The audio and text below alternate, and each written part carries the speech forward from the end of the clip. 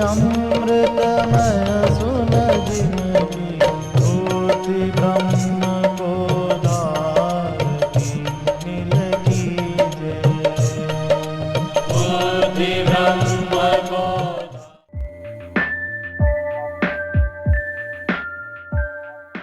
सच्चिदानंद भगवान की, सनातन धर्म की।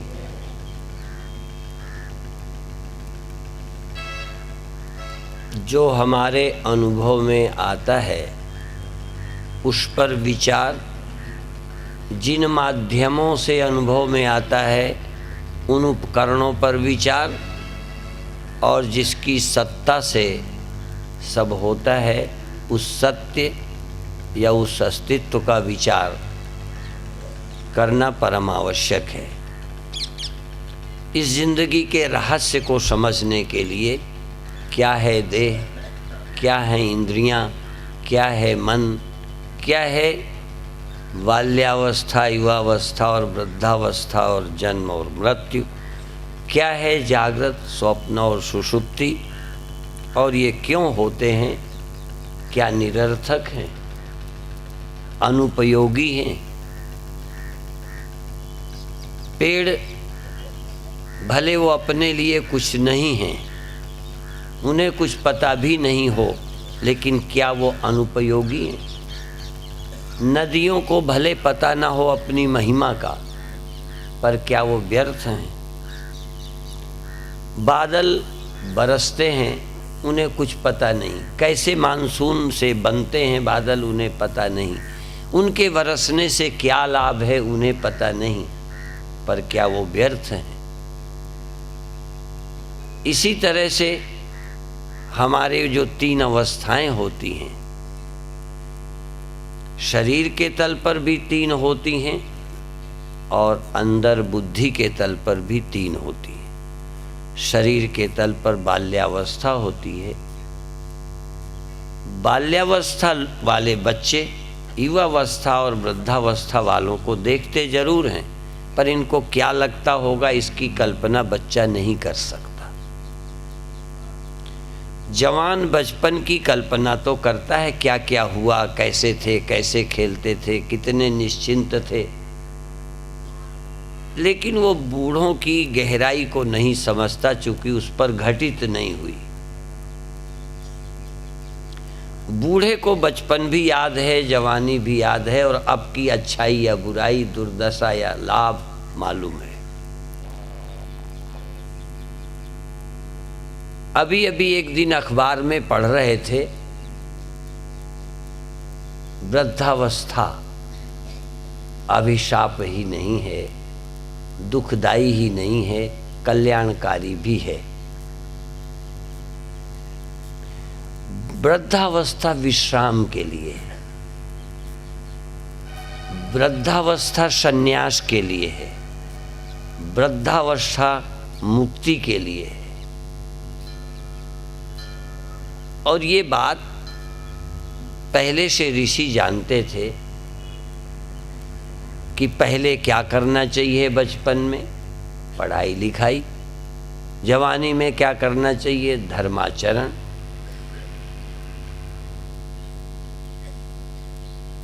प्रथमे नार्जिता विद्या, द्वितीये नार्जितम धनम, तृतीये नार्जितम पुण्यम। पहले विद्याध्ययन, फिर धन आदि की उपलब्धि, फिर तीसरी अवस्था में बाणप्रस्थ में, कुछ जवानी ढलते बाणप्रस्थ, धर्मार्थ, तृतीय नार्जितम पुण्यम, तीसरी अवस्था में पुण्य, सद्भाव, वैराग्य। क्या जाएगा हमारे साथ, इसका विचार, और जाए उसके पहले इससे मुक्त हो जाएं, इसके छूटने की चिंता से, मरने की चिंता से, पारिवारिक मोह ममता से।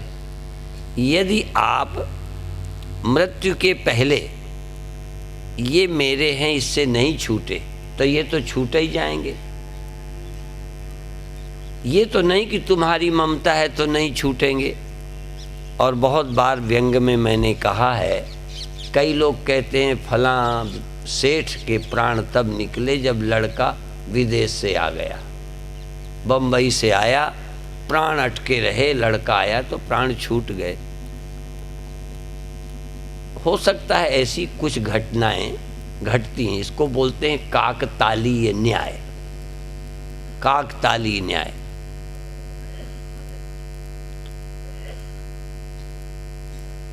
पेड़ में कौवा बैठा और पेड़ गिर गया।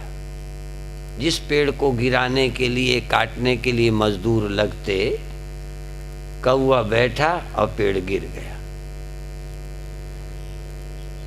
तो एक व्यक्ति ने कहा, कहीं और जंगल के पेड़ गिराने थे, कहने लगे कौवे को बिठा दो, पेड़ गिर जाएगा। कई बार एक के कारण हम अनुमान कर लेते हैं कि जब ये पेड़ गिर गया तो सब गिर जाएंगे, कौवे बिठाओ। इसको बोलते हैं काकतालीय न्याय। इसी तरह हमारे जीवन में भी बहुत ऐसा होता है कि हम एक घटना को ही सत्य मान लेते हैं और उससे अनुमान कर लेते हैं, पर ऐसा है नहीं।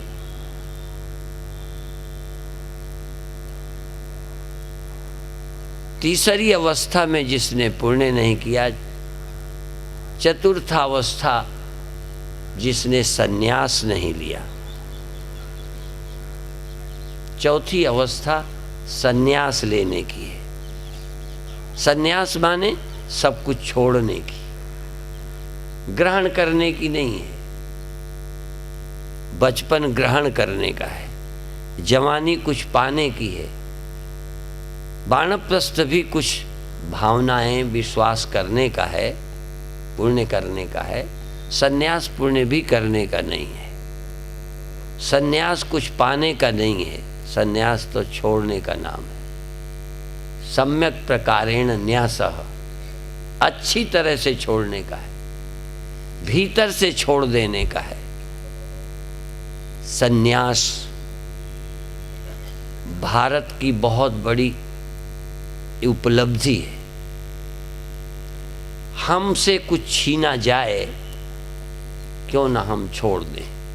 किसी संत से हमने सुना कि भाई इस्तीफा देना ठीक होता है, बर्खास्त होना ठीक नहीं होता। छोड़ना तो सब पड़ेगा ही। प्रकृति तुमसे सब कुछ छीन लेगी, देह छीन लेगी, इंद्रियां छीन लेगी, परिवार छीन लेगी, धन दौलत छीन लेगी, कुछ भी एक तिनका भी तुम्हारे साथ जाने वाला नहीं है। तो इतना समझ के भी तुम थोड़ा पहले क्यों ना छोड़ो? 10 दिन पहले, 10 महीने पहले, 10 वर्ष पहले उसकी तैयारी करो। क्या तैयारी? छोड़ने की। पाने की तैयारी नहीं। पाना क्या है? छोड़ दो, मुक्त हो गए। बंधे किस में हो? कोई और कोई बांधे। मेरे गुरु भाई दृष्टांत देते थे कि एक किसान अपने बैल को पकड़े पकड़े जा रहा था। ये तो सीधा दिखाई देता है कि बैल को किसान पकड़े है।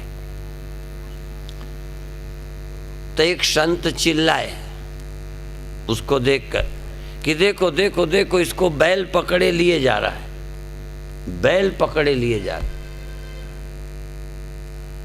कभी कभी जिसको तुम पकड़े होते हो वो ताकतवर हो ना, तो वही घसीट ले जाता है।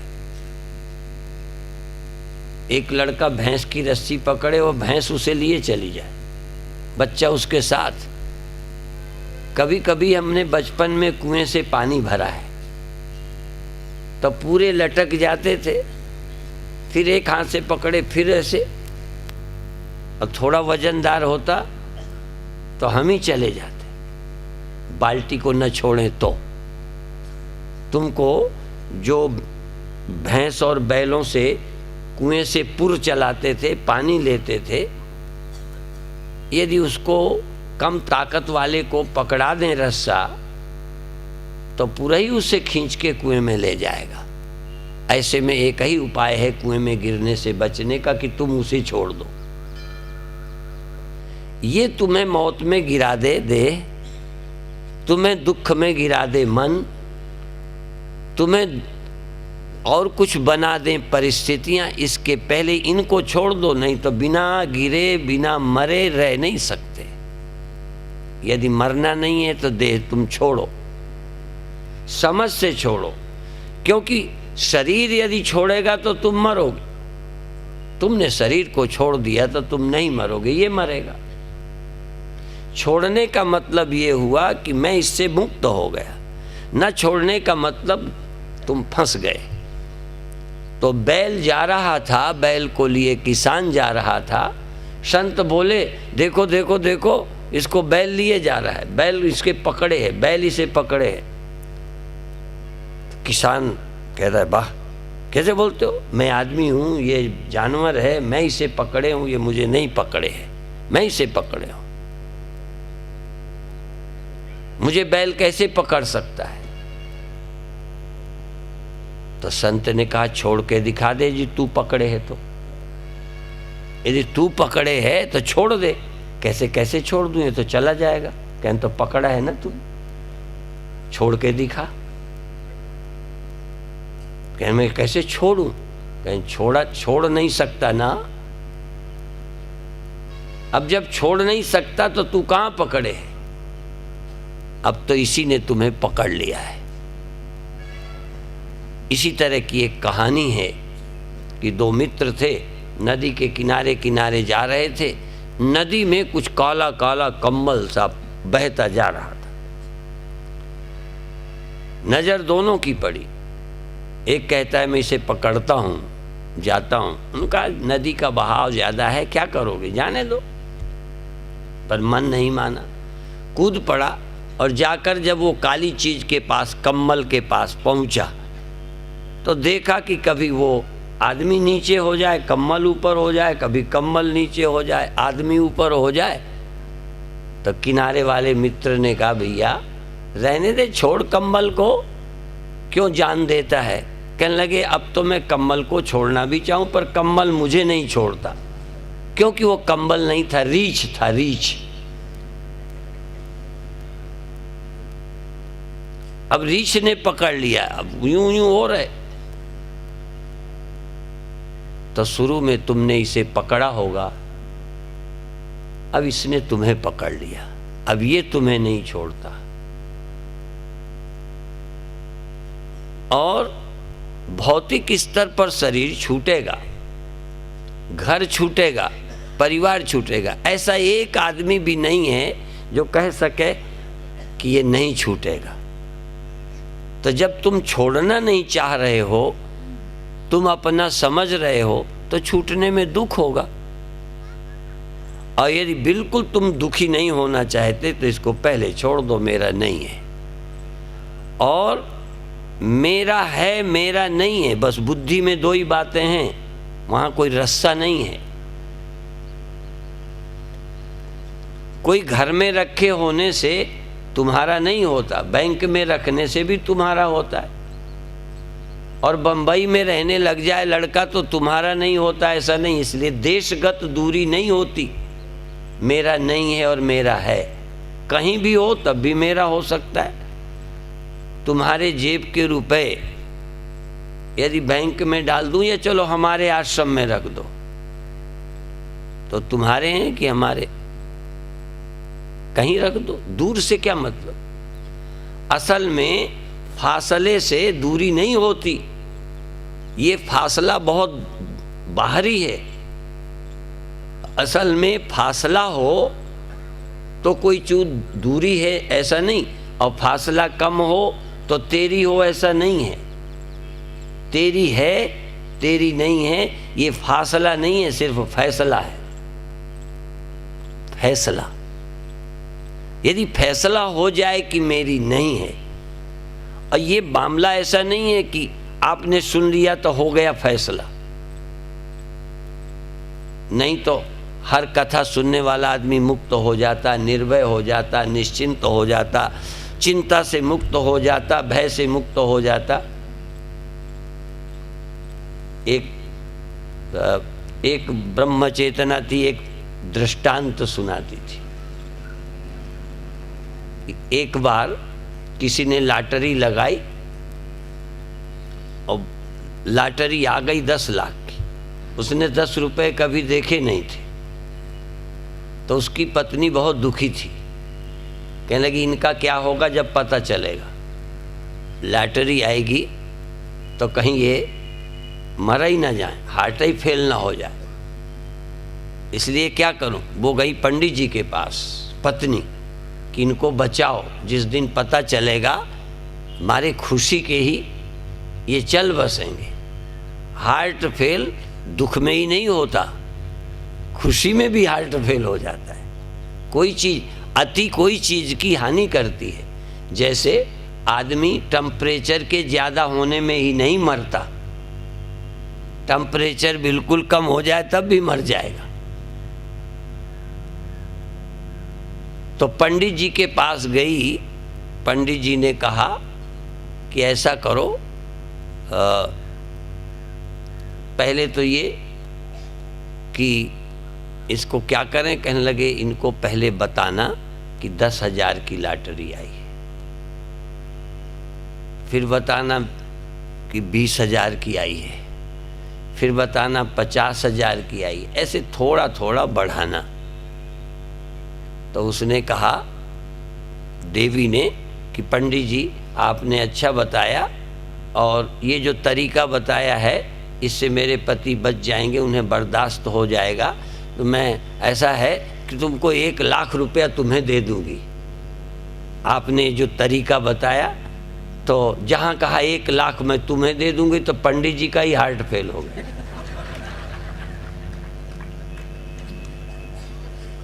उन्हें इतनी खुशी हुई कि 1 लाख मुझे मिले, हार्ट फेल। तो कभी कभी तुम्हें इलाज बताते हैं, अपना हार्ट ही कमजोर होता है।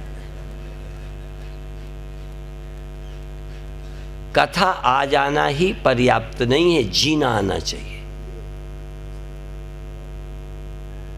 कथा सुनना, कथा सुनाना, ये एक अपना आप में एक विषय है, इसी से हमें रास्ता मिलता है। पर यदि हम वहीं फंसे रहें, तो पंडित जी उनके हार्ट का तो इलाज बता रहे थे कि इकट्ठे मत सुनाना उसको 10 लाख, तरीका अच्छा बताया, लेकिन 1 लाख जब उनके आ गए तो उन्हीं का गड़बड़ हो गया मामला।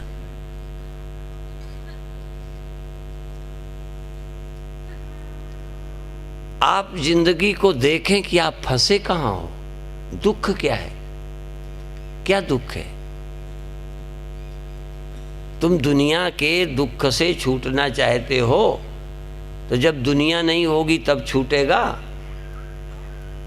है क्या तुम्हारा, दुखी किसके लिए हो? मरेगा कौन, छूटेगा कौन, तुम्हारा है कौन? बस इतना ही विचारो।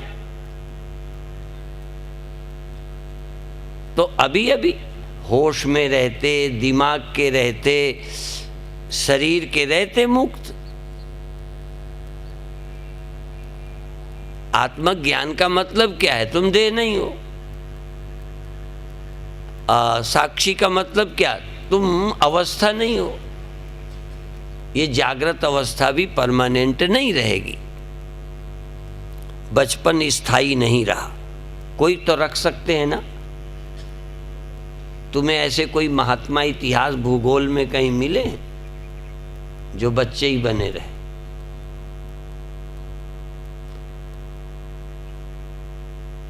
और यदि आपको मिल भी जाए ना, शायद कहीं लिखा पढ़ा मिल जाए, क्योंकि भगवान ने तो ये आश्वासन दे दिया। भगवान भी कम नहीं है, वो गिद्ध को आश्वासन देते हैं, अचल करो तन राखो प्राणा। वो तो बुद्धू था, उन्होंने कहा नहीं, अब तो ऐसा अवसर नहीं मिलेगा आपकी गोद में मेरा शरीर छूटे, क्योंकि दुख से मुक्त करने का प्रयोजन है। और गिद्ध अब शरीर छोड़ने को तैयार है। वो ज्ञानी है कि नहीं है, पर ऐसा आपके चरणों में शरीर छूटे, इतना उसको अच्छा लग रहा है, जो मुक्त है। छोड़ने को राजी नहीं हो, यही तो बंधन है, यही तो अज्ञान है। छोड़ने को राजी हो जाओ, चाहे देश के लिए, चाहे धर्म के लिए, चाहे गुरु चरणों में, चाहे गंगा किनारे, छोड़ने को राजी तो हो। छोड़ने को राजी नहीं हो, यही दुख है और छूटेगा।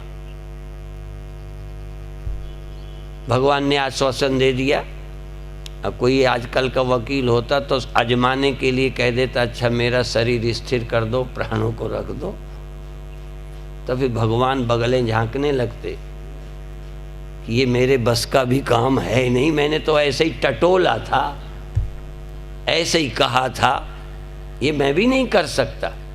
और भगवान ने अपने साथ भी नहीं किया, औरों को तो छोड़ो, नहीं तो लोग कहते अपने लिए तो अलग व्यवस्था कर ली।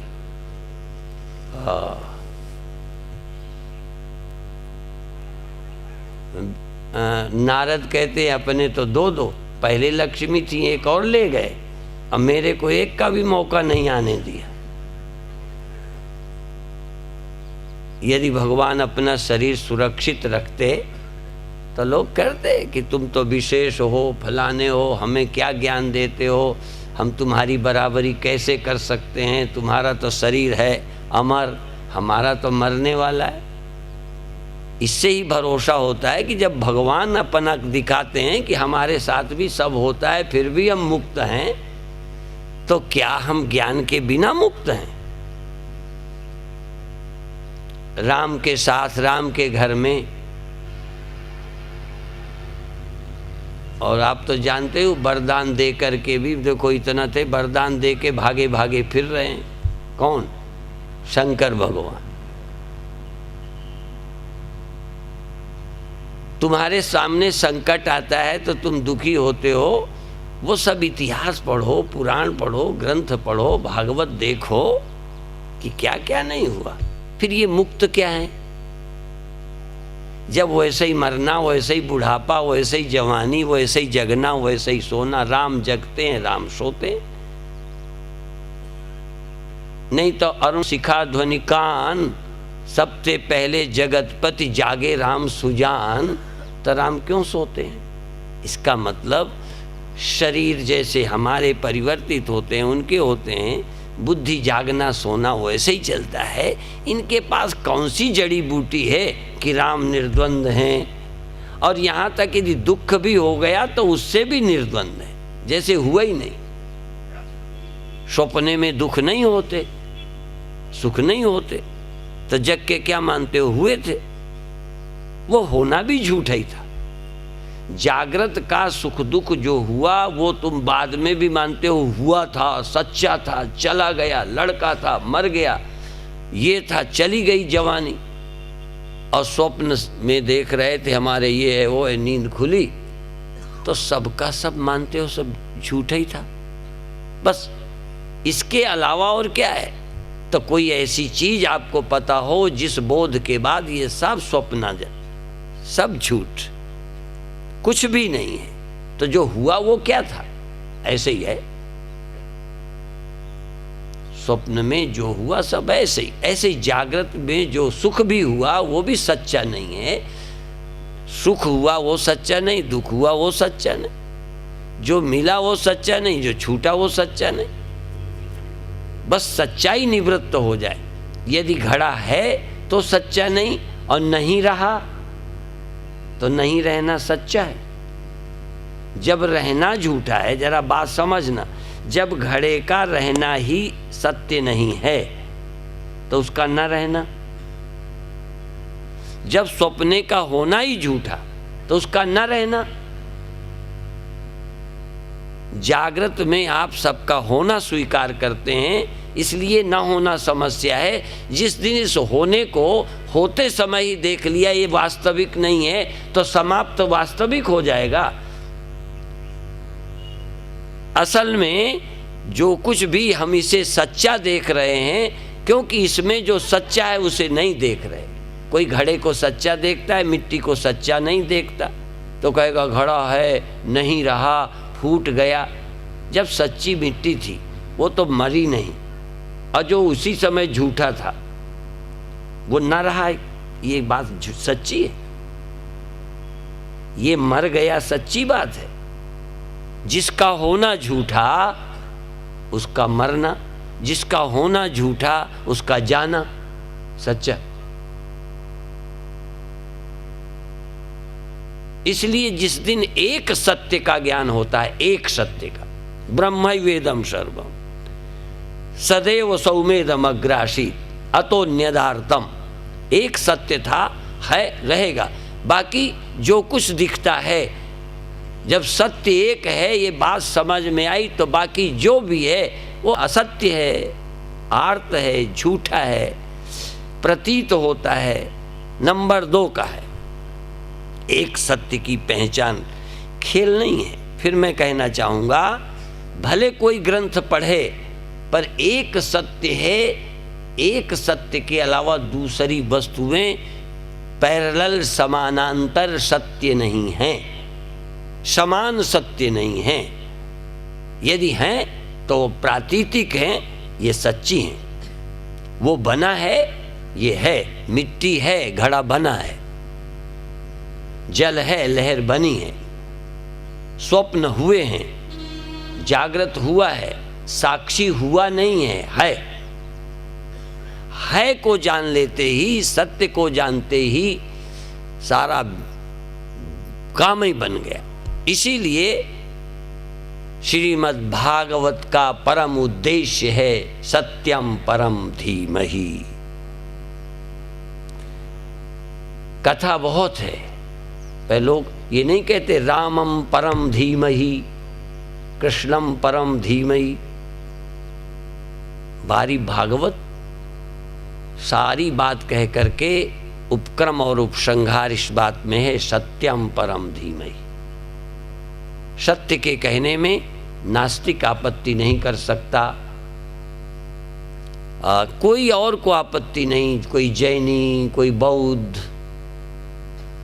जो सच्चाई है उसका स्मरण करें, उसको धारण करें। सत्यम परम धीमहि, सत्य का ध्यान करें, सत्य का स्मरण करें। तभी मैं कभी कभी कहता हूं कि ये सत्य शब्द का प्रयोग भागवत के अतिरिक्त भी या और कहीं है कि नहीं है, पर एक प्रचलित जरूर है हमारे यहाँ सत्यनारायण, सत्यनारायण का मंदिर है ना। राम भगवान के मंदिर, कृष्ण भगवान के, हनुमान जी के, देवी के, दुर्गा के, सबके हैं, लेकिन एक मंदिर का नाम सत्यनारायण मंदिर है।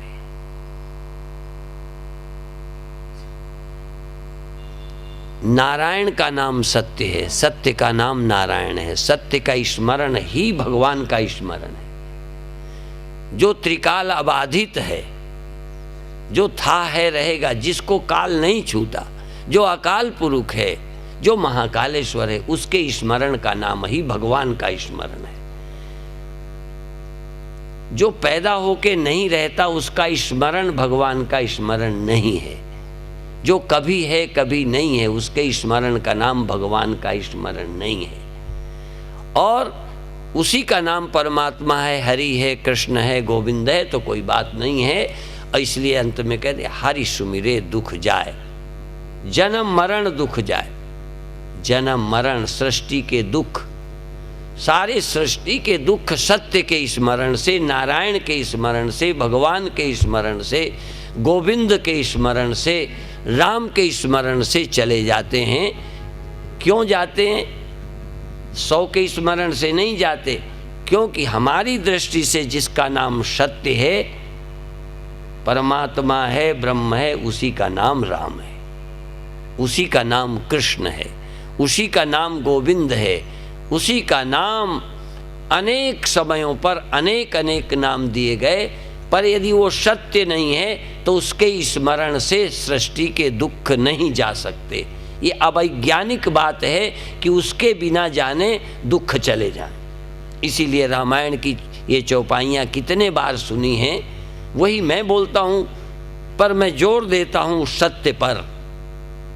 मैं राम शब्द पर केंद्रित नहीं होता, क्योंकि राम शब्द पर केंद्रित होते कई लोग एक व्यक्ति को राम समझते हैं, कई व्यक्ति को कृष्ण समझते हैं। भगवान कृष्ण ने स्वयं कहा अव्यक्तम व्यक्तिमापन्नम मन्यन्ते माम अबुद्धयः। अव्यक्तम व्यक्तिमापन्नम, मुझ अव्यक्त और विभु परब्रह्म को लोग व्यक्ति मानते हैं, मुझे एक आदमी की तरह समझते हैं कि ये हैं भगवान। भी ये हैं तो रहे नहीं, ये हैं तो व्यापक नहीं। समझदारों का विरोध नहीं है, ना समझों का विरोध है। और ना समझ उपासना करें बुरा नहीं है, पर अपने आग्रह को मानकर यदि सत्य की कथा न सुने तो गड़बड़ है। इसलिए अव्यक्तम व्यक्तिमापन्नम मन्यन्ते माम अबुद्धयः।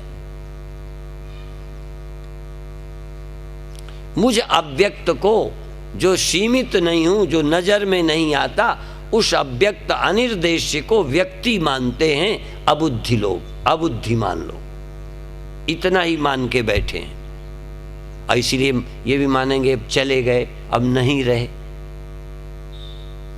यदि यही मैं हूं तो कल कहोगे गुरुजी नहीं रहे।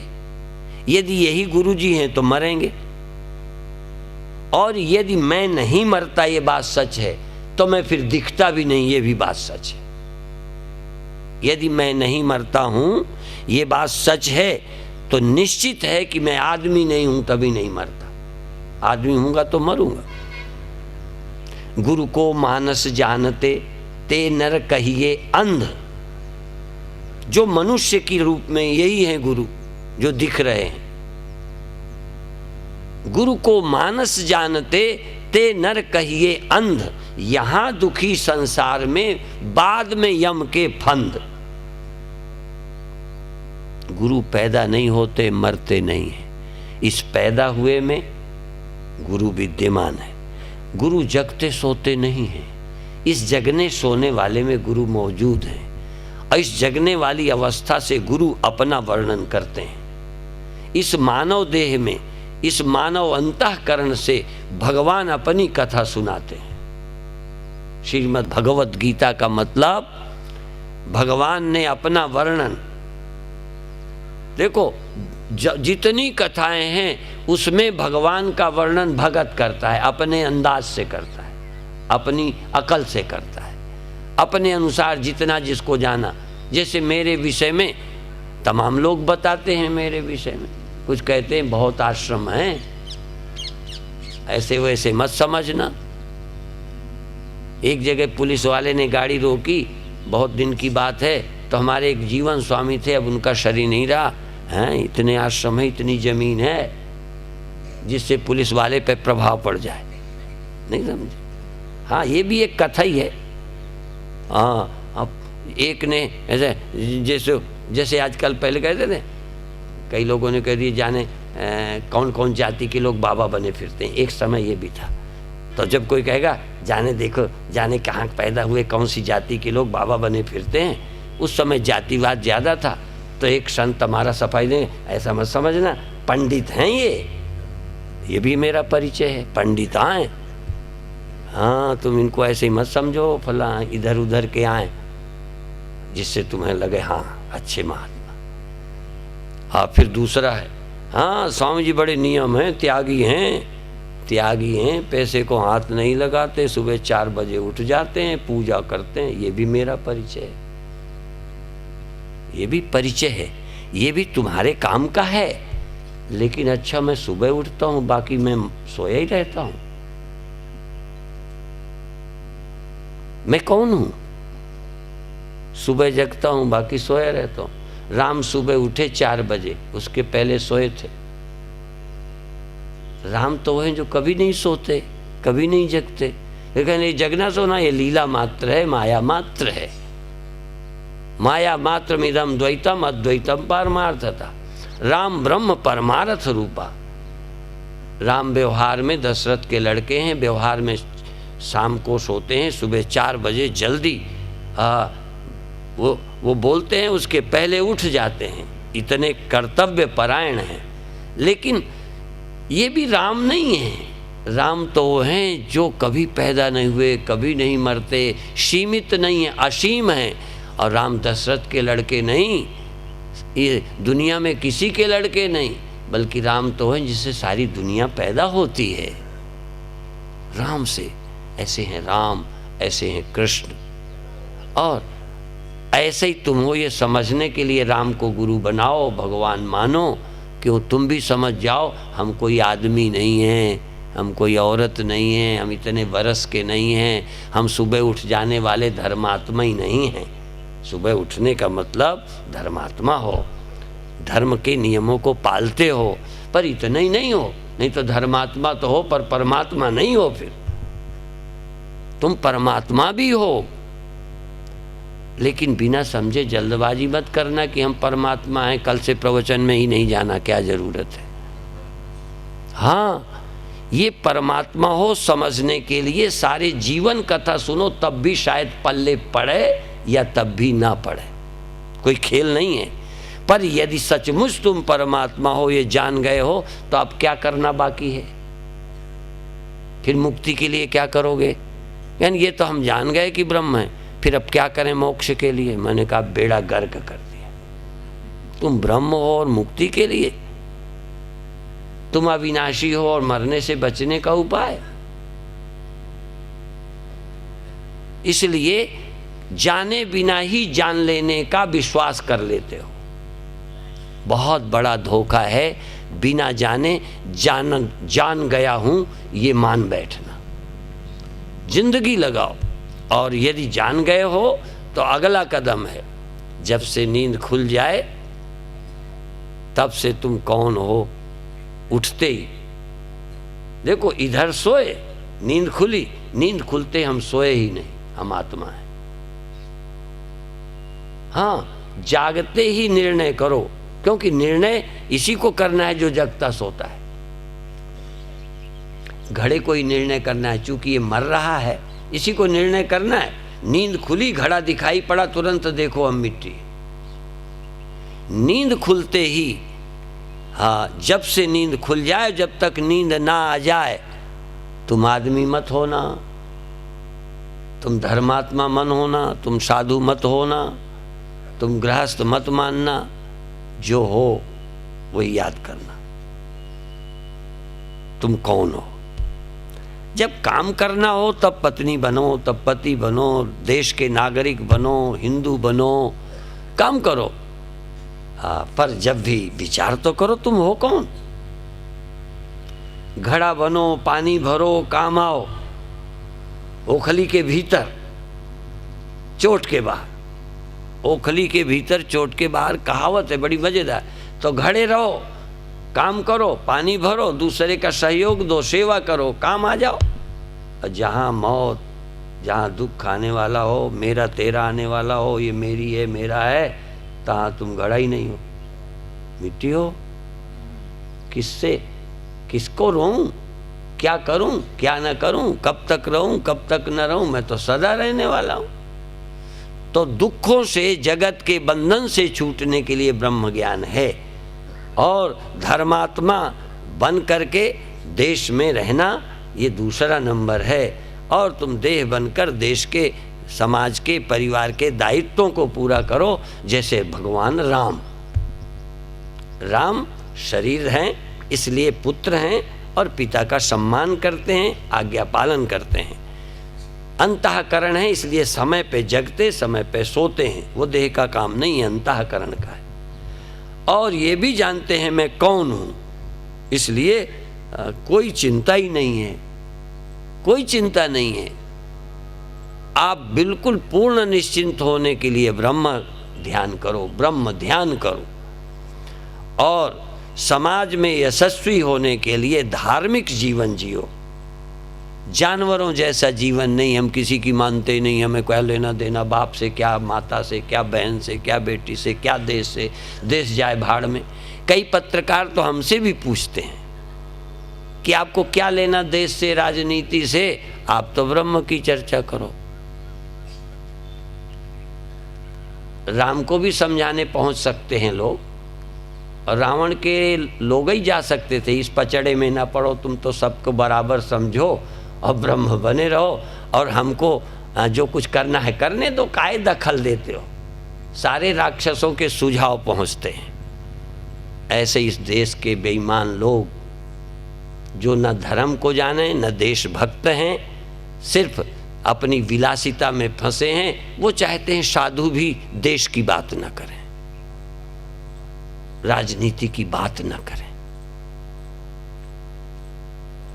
तो मैं उन पर व्यंग करता हूं कि तुम्हारा पति यदि शराब पीता हो तो साधु इस पचड़े में पड़े कि उन्हें समझावे, किसी तरह शराब छूट जाए। तुम्हारा भाई यदि बहक रहा है, घर में लड़ता है, तो आप चाहते हो कि संत महात्मा कोई जादू टोना मंत्र कर दें कि हमारा लड़का ठीक से रहने लग जाए। और देश के बेईमान नेता यदि लुटेरे हो जाएं तो उनके विषय में न कहो, क्योंकि ये राजनीति का मामला है। जबकि हम लोग ये भी कहते हैं कि एक लड़का बर्बाद होता हम ना बोलते तो कोई बात नहीं, पीता है पीने दो, गलत है गलत रहने दो। पर यदि ये मिनिस्टर होने जा रहा हो तो मैं पहला व्यक्ति हूं को कहूंगा इस नालायक को मिनिस्टर ना बनाओ, नहीं देश ही बर्बाद कर देगा।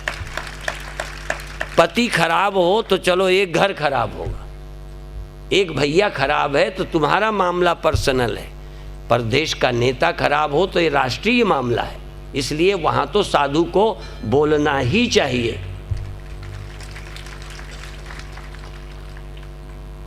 राम व्यक्तिगत अच्छे होते तो कोई बात नहीं, व्यक्तिगत कोई भाई बुरा होता तो कोई बात नहीं, पर यदि गद्दी सौंपनी होगी राम की तो अपन देखेंगे कि इस लायक हैं कि नहीं। तुम लोग कहते हो साधु को देश और राजनीति पे बोलना नहीं चाहिए।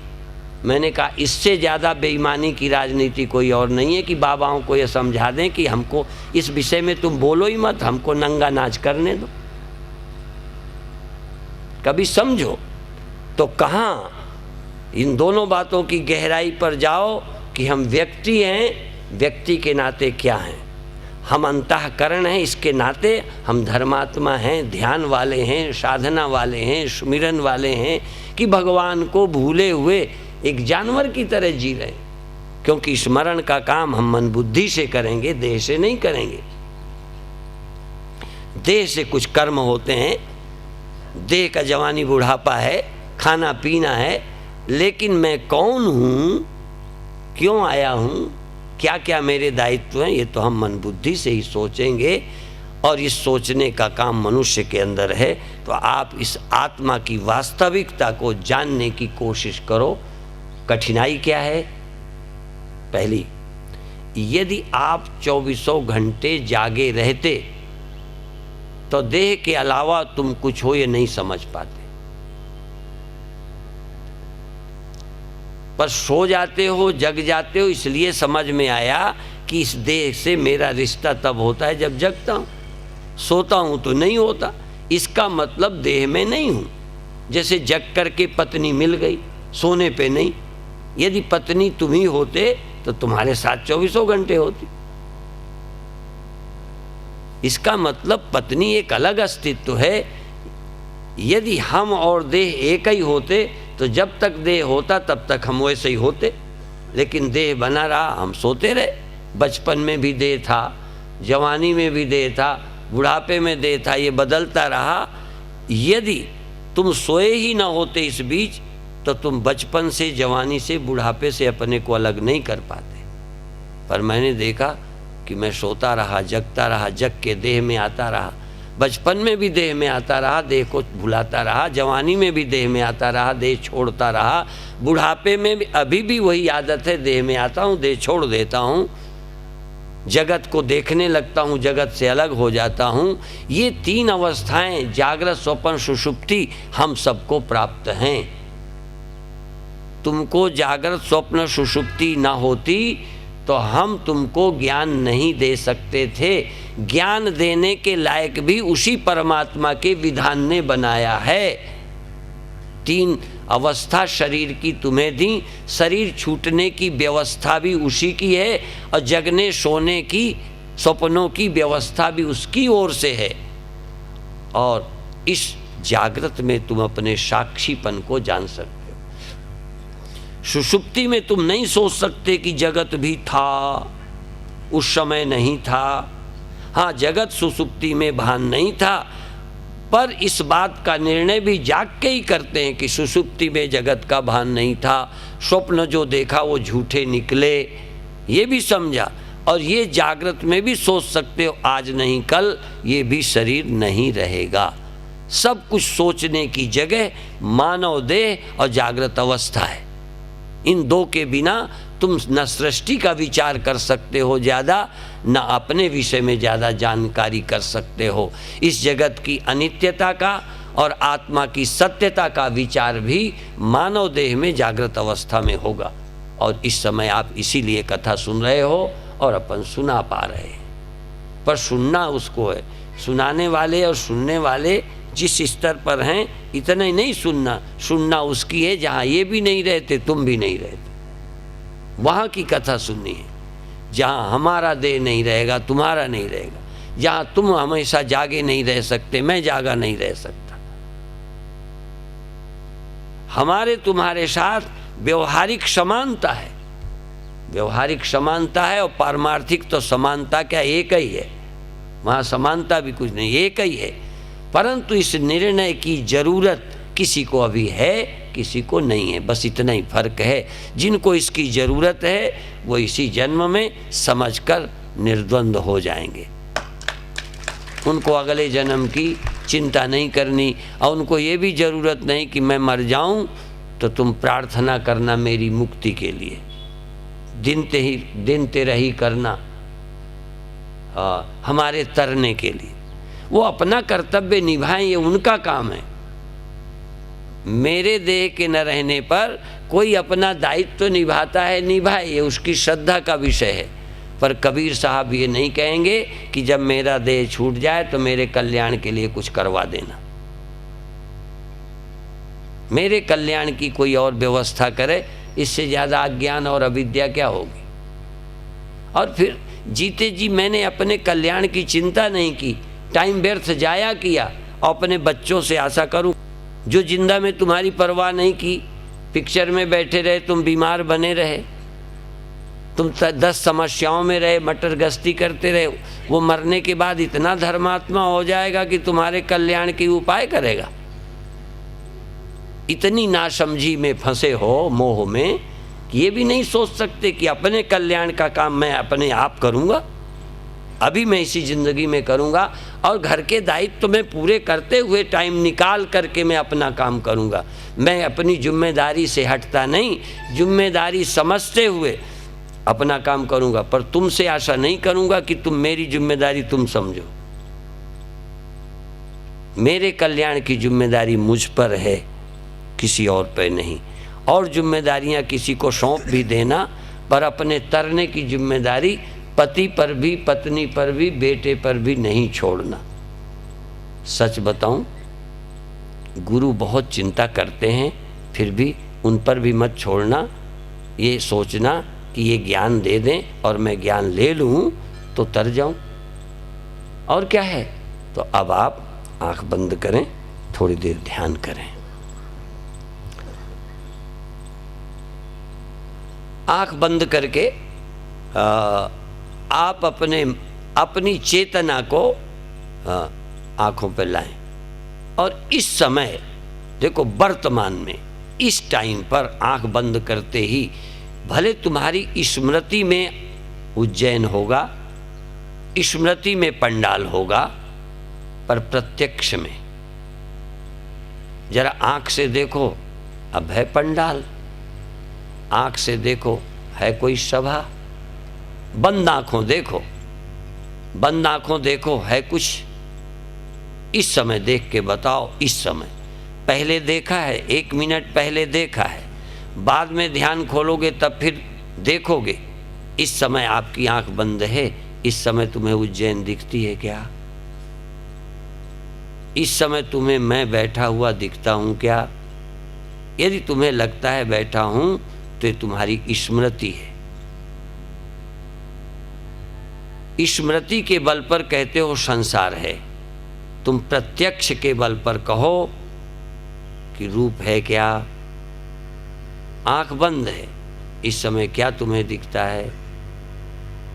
तो नहीं दिखता, इसकी तुम चिंता मत करो, बल्कि बड़ी खुशी की बात है कि अब सिर्फ मेरे पास आँख तो है पर कोई रूप नहीं है, प्रत्यक्ष कुछ नहीं है।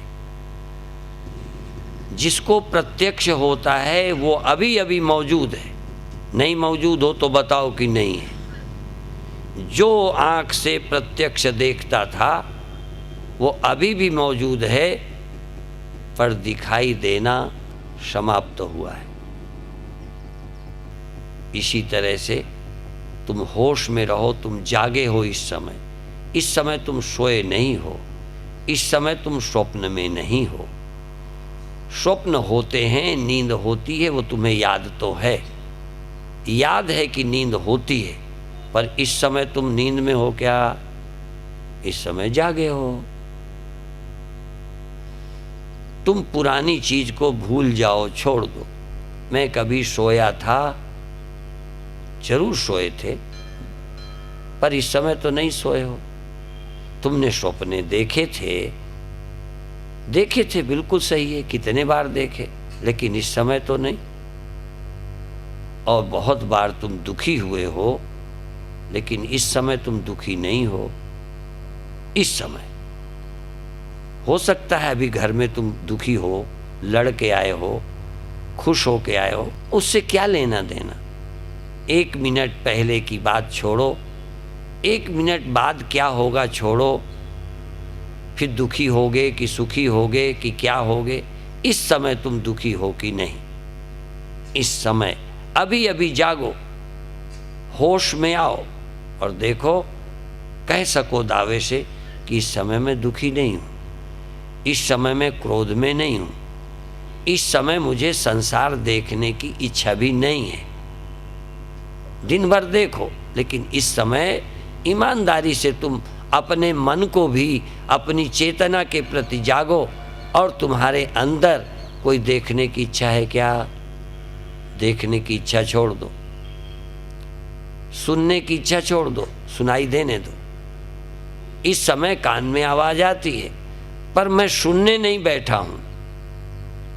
मुझे आज्ञा हुई है सिर्फ जागो, कोई इच्छा मत रखो, इच्छा रहित जागो, चॉइसलेस अवेयरनेस, चाह रहित जागो, दुख मुक्त जागो, चिंता मुक्त जागो। इस समय चिंता ना हो, दिन भर करो, आगे फिर करना, पहले भी करते रहे। जैसे नींद के समय जगत नहीं होता, पहले था, जागते फिर होगा। नींद के समय तो जगत नहीं था, नींद के समय तो कोई गरीबी अमीरी नहीं थी। इसी तरह से उसका स्मरण करके फिर दुखी होंगे, फिर जगत होगा, फिर चिंता होगी, फिर हानि लाभ होंगे, फिर दुनिया मेरे दिमाग में और मेरी आंखों में आएगी। पर इस समय तो मेरी आंख अकेली है, बिना दृश्य की दृष्टि है, बिना जगत का मन है, बिना जगत का मन है। कोई जगत नहीं पर मन है। इंद्रियों में कोई विषय नहीं, विषयों की जरूरत नहीं, पर इंद्रियां हैं। मेरा देह है, देह है, दिखता तो नहीं पर है का पता है, क्योंकि सब कुछ दिखता ही नहीं फिर भी होता है। श्वास चलती है, दिखती नहीं पर है। शरीर है, दिखता नहीं, क्योंकि दिखता है नेत्र से, नेत्र बंद है, पर शरीर है, शरीर है, शरीर है। श्वास है, दिखता है तो स्मृति है, दिखता है तो मनोराज्य है, दिखता है देह तो स्वप्न है।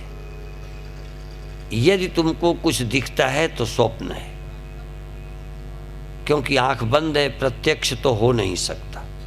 आंख बंद होने पर प्रत्यक्ष का मतलब स्वप्न है। आंख बंद होने पर यदि तुमको कुछ दिखाई देता है तो या तो स्मरण है और यदि प्रत्यक्ष है, प्रकाश, गुरु, भगवान, जगत यदि तुम्हें दिखने लगे प्रकाश, तो समझो ये तुम्हारा स्वप्न है। और सत्य कौन है?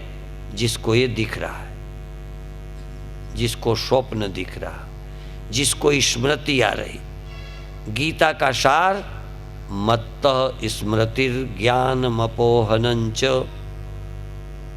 ज्ञान मुझसे होता है, स्मृति मुझसे होती है, ज्ञानाभाव अज्ञान भी मुझसे होता है। अज्ञान बिना मेरे क्या, ज्ञान बिना मेरे क्या, स्मृति बिना मेरे क्या। इसलिए भगवान ने कहा मुझसे स्मृति, ज्ञान और लोप ज्ञान का। ज्ञान का न रहना मेरा न रहना नहीं है। ज्ञान नहीं रहा पर मैं मौजूद हूँ, स्मृति है, मैं मौजूद हूँ, और कोई स्मृति नहीं है। यदि स्मृतियाँ खो जाएं तो खो जाने दो, आप तो हैं। स्मृति ना आने से मैं अज्ञानी नहीं होता, स्मृति से मैं ज्ञानी नहीं होता, बल्कि स्मृति और स्मृति न रहने से, ज्ञान और ज्ञान न रहने से एक अनुभव हुआ कि मैं रहता हूं। रह के देख लो, कल्पना मत करो, धारणा मत बनाओ, सच्चाई को समझो, सच्चाई से मुख मत मोड़ो। यदि इस समय तुम्हें कोई स्मृति आई तो तुम मौजूद हो। यदि स्मृति चाहने पर भी नहीं आ रही, बहुत बार श्लोक याद नहीं आते, व्यक्ति के नाम याद नहीं आते, फोन नंबर याद नहीं आते, तो स्मृति ना आने से मैं कोई अज्ञानी नहीं हूँ। मैं चैतन तो तब भी हूँ, मैं चेतन हूँ। स्मृति ना आने पर, स्मृति आने पर, बिना चेतन के कोई स्मृति और विस्मृति नहीं संभव है। बिना चेतन के ज्ञान नहीं रहता, नहीं रहा, फिर ज्ञान हो गया। ये ज्ञान का फिर होना, ज्ञान का न रहना जिसके कारण है। इस सत्य को समझो और इसी हालत में थोड़ा श्वास प्रेम पूर्वक लो और नख से शिख तक हाथ की उंगलियों से शरीर की रग रग में श्वास को एक बार प्रवेश करने दो। श्वास लो, शरीर दिखता तो नहीं पर नस नाड़ियां हैं, शरीर है, उसका अनुभव करो। प्रत्यक्ष नहीं, अनुभव महसूस करो। है देह, देह है क्योंकि मन से मालूम पड़ता है। आंख बंद है, अभी सिर्फ आंख बंद है, कान बंद नहीं है, सुनाई देता है, पर मुझे कान की जरूरत नहीं है, जरूरत है होश की। मैं श्वास लूं और श्वास छोड़ूं। श्वास जाए तो जैसे पूरे शरीर में नस नाड़ियों में श्वास पहुंच रही है। इतना शांत हो जाओ, इतना मौन हो जाओ, इतना निसंकल्प हो जाओ, अचाह हो जाओ कि श्वास गई तो शरीर में पहुंच गई, श्वास लौट गई, शरीर से बाहर हो गई। भीतर और बाहर, स्मृति, प्रत्यक्ष, विकल्प, मूर्छा, जो भी हो जाए हो जाने दो, जो भी हो होने दो। श्वास जहां तक जाए शरीर में जाने दो, श्वास लौट जाए लौट जाने दो, पर तुम अखंड उपस्थित रहो। ये प्रयत्न है। यद्यपि यह गुण साधन ते नहीं हुई, पर इसका अर्थ क्या है कि साधन से जो होगा वो सदा नहीं रहेगा। साधन से जो साध्य है वो नित्य नहीं हो सकता, सत्य नहीं हो सकता, अविनाशी नहीं हो सकता।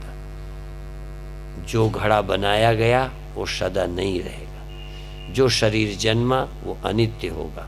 जो अवस्था आई वो सत्य नहीं हो सकती। ध्यान दें, कुछ भी सत्य नहीं हो सकता जो जो पैदा हुआ है। इसलिए जागृत है, स्वप्न है, सुषुप्ति है, ज्ञान है, अज्ञान है, वृत्ति ज्ञान है, स्मृति है, विकल्प है, सब पैदा होते हैं। श्वास आने दीजिए, जाने दीजिए, हाँ, कुछ होने दीजिए, होते रहने दीजिए, खोता है खो जाने दीजिए। आप किसी को खोने से मत रोको, किसी को होने के लिए मजबूर ना करो। जो कुछ होता है होने दो, कुछ भी होने दो, कुछ भी हो जाने दो। कोई चुनाव मत करो, तुम चुनाव रहित चेतन रहो। प्रयत्न करो चेतन रहने का। ये साधन है, ये साधन है कि चैतन्य रहो, होश में रहो, जागे रहो, सजग रहो। स्मृति आए आ जाने दो, जाए चली जाने दो। राग और द्वेष का त्याग करो, चुनाव का त्याग करो, सजग बने रहो। ये तुम्हारा प्रयत्न है, ये तुम्हारा तैरना है, ये एक बौद्धिक पुरुषार्थ है, सजगता, चैतन्यता। लेकिन जो चैतन्यता आप बनाए रख रहे हो, क्या बनाए रख सकोगे?